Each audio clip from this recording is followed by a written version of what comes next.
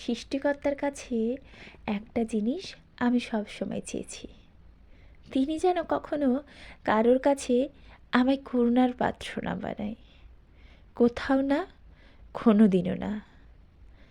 আমার জন্য মন থেকে যার ভালোবাসা আসেনি, আমি চাই না সে আমাকে করুণা দেখিয়ে ভালোবাসুক, পাশে থাকুক।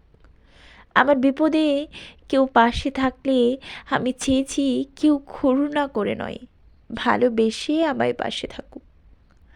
আমি টের পাই কোনটা ভালোবাসা, কোনটা করুণা, আর কোনটা গ্রহণযোগ্যতা। তাই যখনই অনুভব করেছি জীবনে যে কেউ আমায় করুণা করছে, দয়া দেখাচ্ছে, আমি সেই জায়গা থেকে দূরে যেতে চেষ্টা করেছি।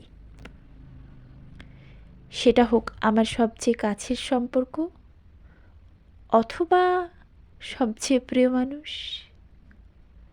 রাধে রাধে।